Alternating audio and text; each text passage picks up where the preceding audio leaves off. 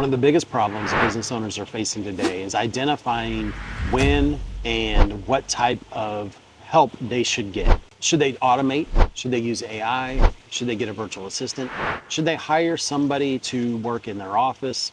Should they hire their brother? Should they hire their cousin? So what I'm going to talk to you about is like how to identify what type of virtual assistant you should hire today to help with your business. First things first, how much revenue are you bringing in? Are you making more than enough money to support it where it's actually going to take stuff off your plate? Or are you just abdicating work that you don't want to do? The cost of labor is very low. Probably shouldn't be doing that. You should be doing this stuff to make bigger money. So it allows you to do more of that. What some people do isn't good is they abdicate. Oh, I don't want to call back leads, so I'm just going to hire somebody and have them figure it out. Really, you should be doing it until you can understand how to coach them and train them to make sure that they're good. So what type of virtual assistant should you do?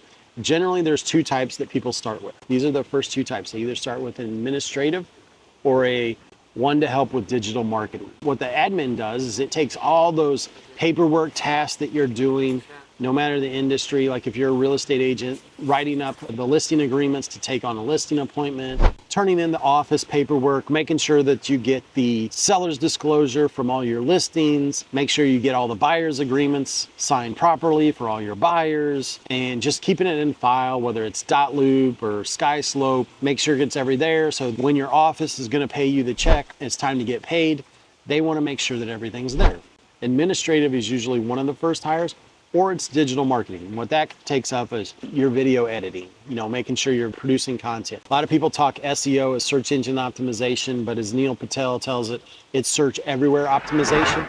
So you hire a virtual assistant to make sure that you can show up on Instagram, TikTok, Facebook, Pinterest, LinkedIn, X, whatever it is that you've got to show up on all the platforms, especially because before somebody makes a purchase, they usually go to 2.8 platforms on average. So that's basically 3 different platforms they go to check you out before they're going to hire you or give you money. If you think that way about, do you have the time to spend creating content or doing digital media? And as Alex Hormozy says, until you're making $5 million a year, you need to spend 4 hours a day just making sure people find you, whether that's paid ads, social media posts, or videos, or webinars, or in-person meetings. Like, you've got to spend 4 hours a day until you're making $5 million a year just getting people to know who you are, because that's what you're trying to do.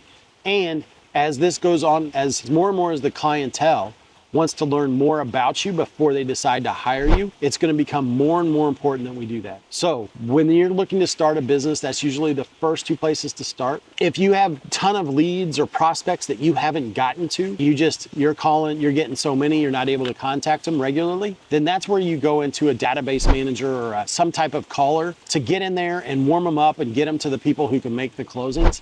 That's your next step. So those are kind of the 3 that people usually start with: a admin, a digital marketing, and then a caller to get in there, database, follow up, get everything warmed up and get it going. That's how you make money. That's what you need to do. That's how you start with virtual assistants and get going to build your business.